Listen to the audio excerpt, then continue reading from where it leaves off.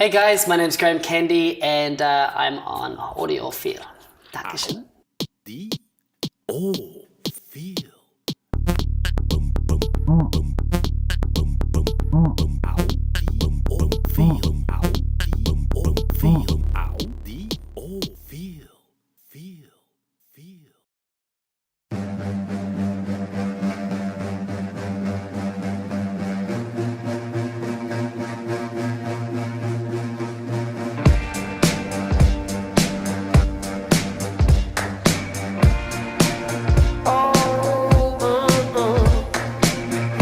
You keep talking in circles, got my head spinning round, round, and round. You can't reach for the stars, but keep your feet on the ground, ground, ground. Oh, you can have it all, my love, the rise and the fall. Chase down work as you wanted to work for them first. Shade wells ain't gonna quench your thirst. Oh. So nice to have you here today, Graham. Thank you for having me. Where's your pink guitar? My pink guitar. Well, unfortunately, that beautiful pink guitar was thiefed, and No. I'm sure it's in someone else's hands making some beautiful music. Hopefully, Hopefully. hopefully, yeah. Has it been a Hello Kitty edition or? No, it wasn't Hello Kitty. It was actually it was a very strange thing. It was the first thing I saw. I was going into a music store and I said, the first thing I draw my eyes to, I will buy. And it was a bright pink Ovation guitar, and ended up walking out with that. Like an eye catcher. Pink is always an I eye think it's just catcher, like isn't it? it was a strange buy for my friends, but for me it was the perfect buy for my first guitar. And the perfect buy for your career. You could say that, yeah. It's a pretty out there kind of thing. So yeah, So all started with a pink guitar. it all started with a pink guitar. I think it was at that time there was a songwriting competition in New Zealand, and that was also quite a spontaneous thing. I thought, I want to try and do the songwriting competition. I can write a song. So you haven't been writing songs before? No, not really. I would say it was my last year at school, and I was trying everything out at this time. I mean, I did musical theatre and singing, but never made a song. So when my friend was doing the songwriting competition, he was sitting in the music corridor, and said, I said, "What are you doing?" He said, "I'm doing this competition. The top 40 get into a CD." And I thought, why not? I can do that. So then I went and bought this pink guitar and then wrote the first song called Last Forever, which is a song about my first love.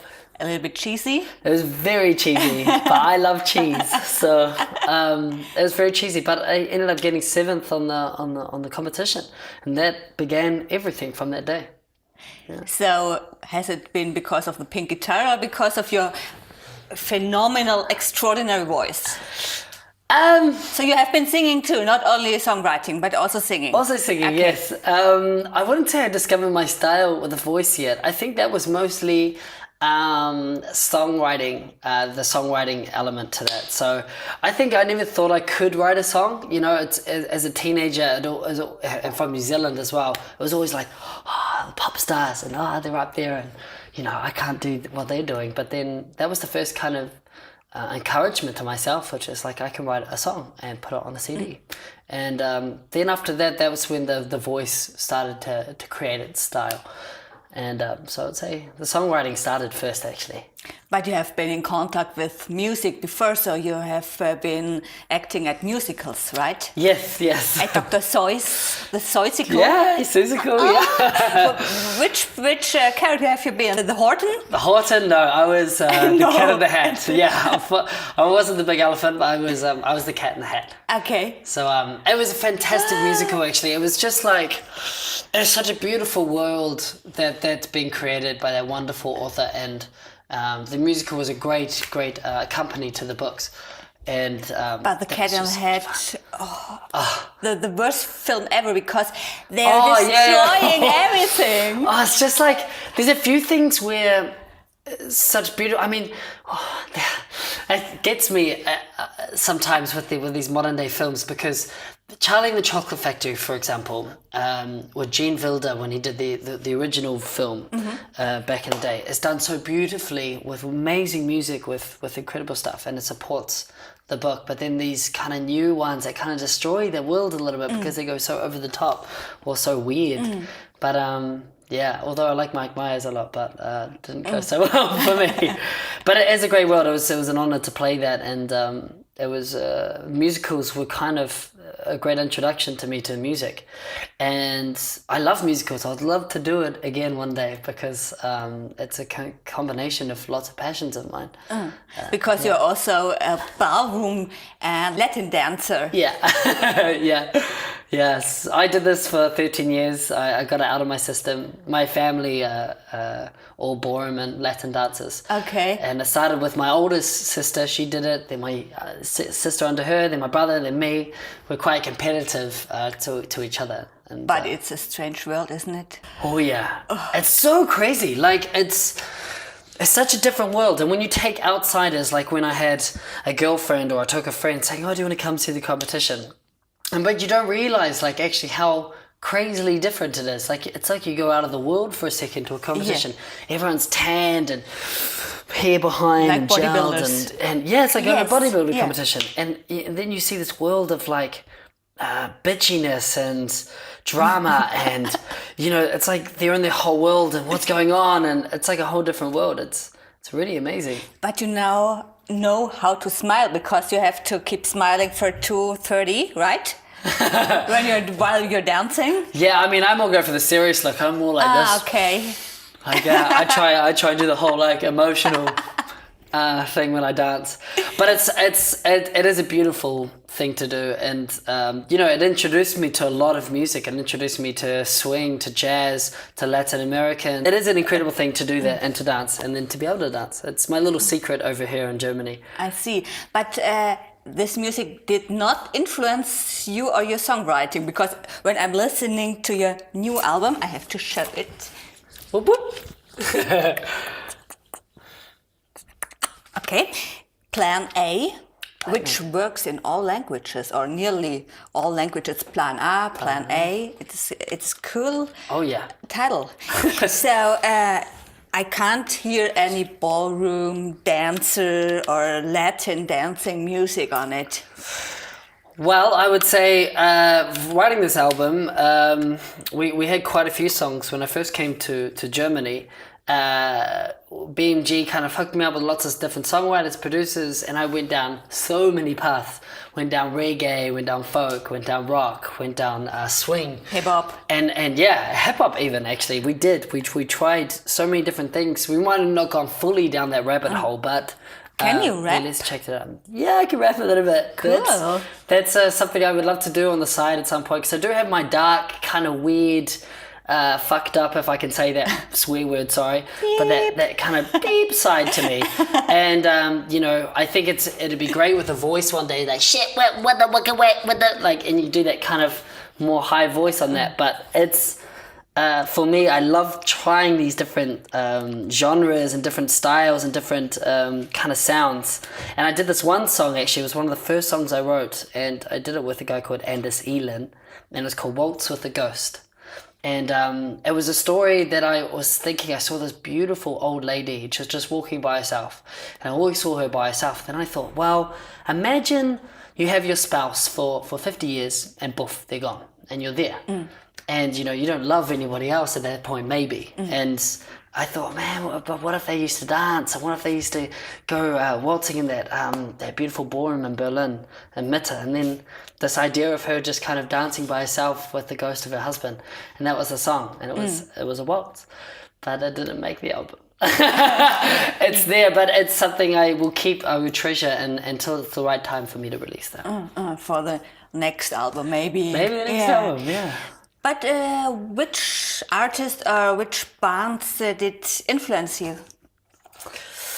For this album, for Plan A, I would say it sounds a little bit drinking my own bathwater, but I would say the most thing that influenced me with this album was myself. And I think That's good, if you can say this. I think it was just, it was just looking into myself. Who am I? What am I about? And let's just be as honest and vulnerable as possible.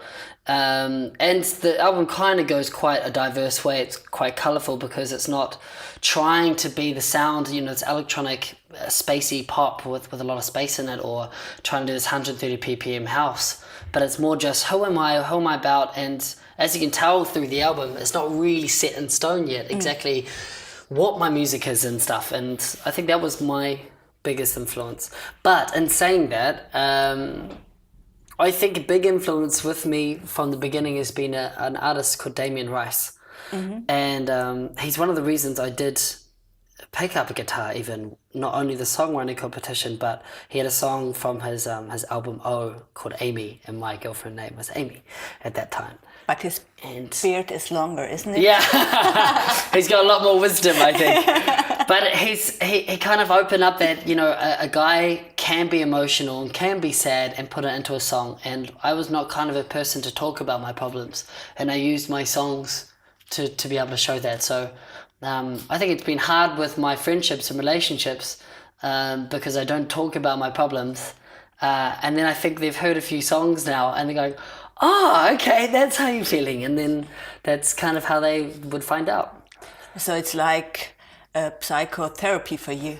It is slightly. I think it is because, it's a time that I could sit down and just be with my thoughts and release it out. And for me, it's not only this music is just for me, it's also for other people. There are a lot of people that can connect to music like I have. I get very moved by music and I get very emotional. And there's been a few people already from, sorry, I'm talking really fast, but there's been a few people from a song called Heart of Gold, which is about my father. And people coming and singing to me going, I feel the song, and I've had trouble with my father as well. And the song was kind of like about, do you know a movie called Billy Elliot? Beautiful story about a boy in Northern England and he's trying to be a ballet dancer. The song's kind of about that, the struggle between a son and a father. So, yeah. So do you still have a struggle with your father? Yeah. Or is the distance healing? Yeah, I'd say it's healed quite a bit in the last two to 3 years, which has been kind of the time I've been in Berlin.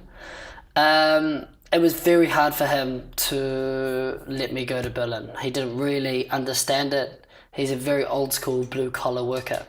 And to be an artist in New Zealand as a guy wasn't really reality for his age and for his generation. Okay, it's like being gay, maybe?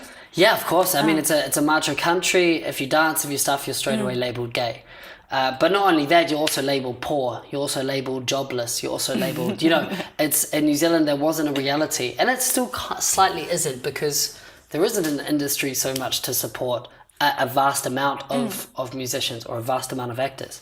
Although there is a slight change because of internet and that there's more exposure now. And these artists like Lord and Kimbra, Fat Freddy's Drop, The Broods, they're finally kind of opening going, oh, there's some people down in New Zealand that can sing. So people think they are from Australia, maybe. A lot, yeah. A lot do. We look at Crowded House, Australia were trying to claim them for so long. So, yeah. Which is the better part, writing the lyrics or writing the melody or the music? The lyrics, for me. So you could also maybe release or be a poet? It's funny you say that because I never thought of myself as a poet because I didn't find, even when I look at my lyrics now, I don't find them so poetic, you would say, in the mainstream sense of poetry, but they're just straight up. I think they're just straight up stories and straight up thoughts.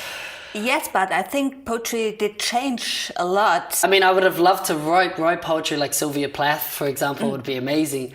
But it has changed, and I love that even with music, there's still old school music, but there's this very more simplified or rustic music and poetry. But yeah, maybe. I've never thought of it fully just to write a poem. I've just always loved to put my lyrics to music. That's where I get moved. So when you're writing, do you have a special rhythm in the back of your head or some melodies already when you are writing your lyrics, or do you adapt the music to the lyrics? There's two ways I kind of write. One way is there's a feeling and emotion in me, and it usually happens when I'm in a situation, maybe I'm even at a bar, and something comes into my head like something like that, something simple. But then I'll grab my phone out quickly. My friends are a bit embarrassed by it because then I'll be beside them and they'll be like, "What are you doing?" And I'll be like, into my phone. You can call yourself And then- and on your mailbox Yeah. leave the Just go, message. Graham, this is a good message. There's a melody here. I usually do that, and then sometimes I get moved by that melody when I lay it down on a track, and then maybe there's some lyrics that fit to it. But then usually sometimes I will look at the lyrics and there'll be, for example, you're a lost boy and you don't want to be found. And then there'll be kind of that rhythm, you're a lost boy and you don't want to be found, like stuff like this. And there will be a natural rhythm to that sentence. So it fits both ways sometimes. If I look at you, I think, oh, it's like a hyperactive kiwi on ecstasy or something like this sitting here. So you should have a techno album. Well, I do my techno, but that's with the more. I do my house music with the Robin Schulz and Part of Stella, and that's the fun stuff. But as I said, there's a big future ahead. There's a lot of time to do that stuff, and I will do it. But is it like the both or the two sides of Graham Canley? Well, I would say there's many more than two sides. For example, I had a song called 13 Lords. It was the first ever song I released, and that's kind of about 13 different personas of me. Okay. And I've only been able to get through 3 of those personas in one song. So next should be 10 Lords, and then 7 Lords, and 4 Lords. But this album was more showing the very vulnerable side to me, which is just kind of this more like, this is me, my feet are on the ground, introduce myself to the music industry, and then I can go flying from there, I would say, after that. Do you think if you would have remained in or stayed in New Zealand, you would also been able to release an album like this? No, I wouldn't say so.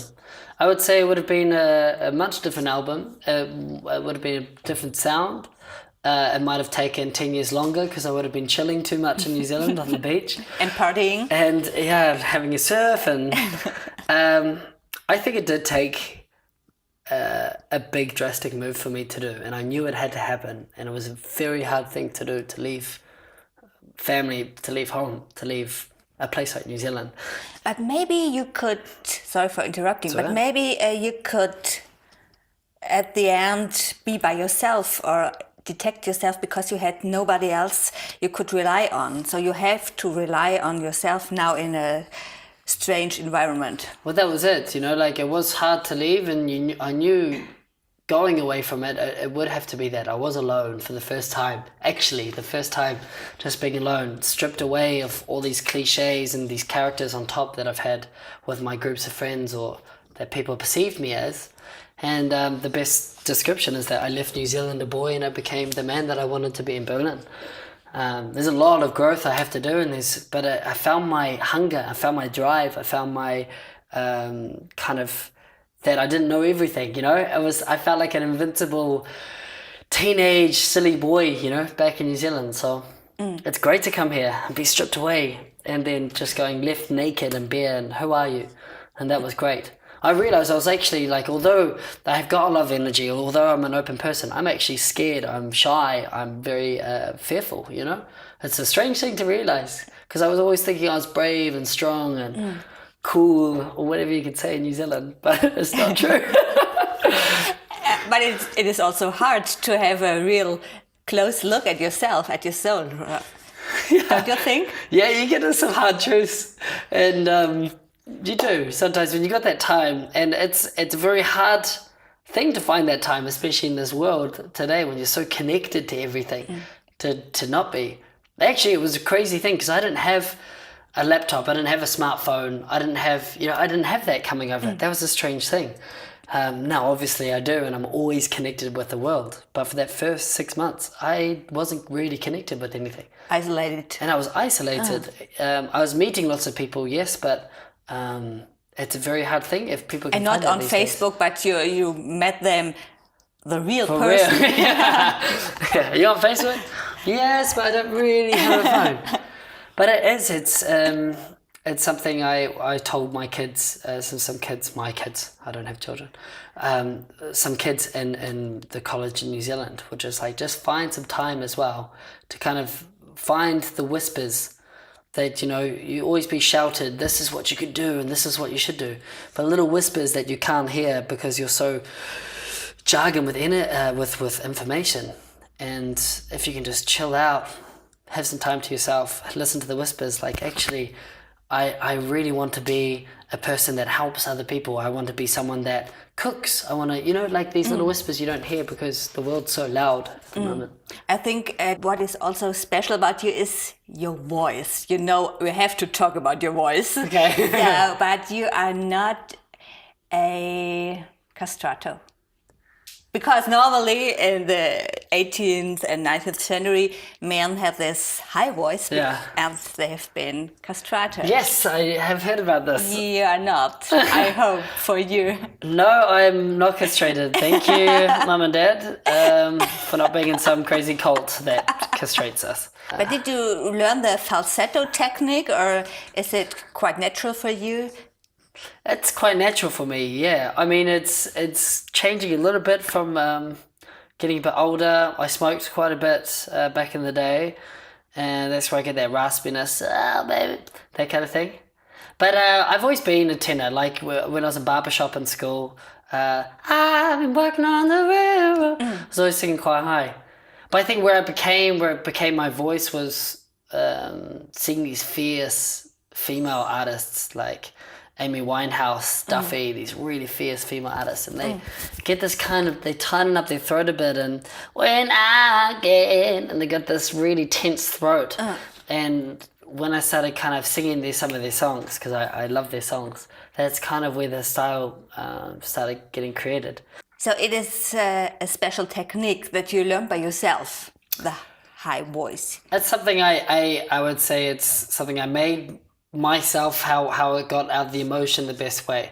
Obviously I can sing like something like opera, Fiorfi, you can do that. Wow. You can do this style. You're trained. No. Yeah, that's cool. I think I was always just, I got my first training after the success of She Moves, and I could finally afford a vocal trainer.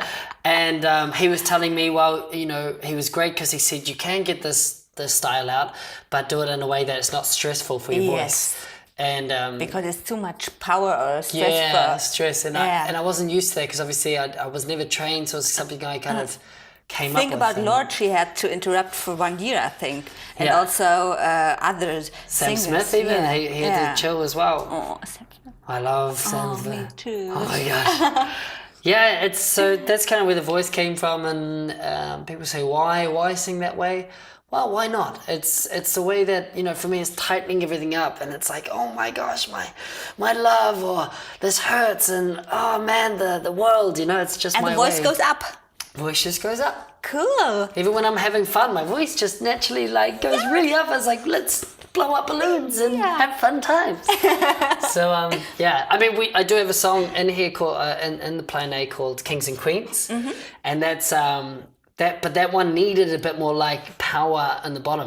Blue Garland, and it's very more pushy down the bottom. So it's nobody else singing it. It is still you. It's just still me. And I think there's so much more exploration to do with the voice. Why have one full sound, and why I think I would love to explore it a bit more. That's why I want to do a bit of hip hop. That's why I want to do even a bit of rock. Why not? Why not? So for the next albums, we can expect a lot from you. Of course. That's cool. But tell me your favorite song from this wonderful album, which has been released 6th of May. That's the one. Yeah. Yeah. Which is your favorite song? Honestly, it's hard to pick a favorite child, but I would say either Home or Heart of Gold. Home. Home, yeah. Home. Home is for me. It is my favorite song. It's a really kind of ironic song because it's saying I want to go home, but not today. And I think it was a really hard song to write because it was written on the day that I realized I actually do freaking miss home. And when I first came to Berlin, I was trying to be all like, yeah, no, I'm all cool, yeah, it's going great. And then at one point it just hit me. Holy crap, where am I? Have I made the right decision? All that kind of stuff. But then I thought, well, I want to go home one day, but not right now. I need to do my passion. I need to go for it, and I need to go for my potential. So, and the amazing thing is that the school choir, my school choir I used to be in college, was in the Berlin studios recording with the song. They flight over from New Zealand? They flew over from New Zealand. Wow. And they were doing a competition as well in, I think, Cologne. And they came to the studio for one day and they started singing the song at the end, home, home. And I was like, Moved to tears. Crying, and it was just incredible. So it's the best way I could start the album, which is actually one of the first songs I made when I came to Berlin. Thank you very much. What a pleasure meeting you. Wow, so pleasure to meet you. Thank you so much. I'm getting goosebumps. So for me it is, if a song is good, either I have to get goosebumps or I have to move my ass. Okay, yeah. This is the measure for me. That's awesome. Yeah, nice. I love that. Move my butt. I'm going to move my butt too.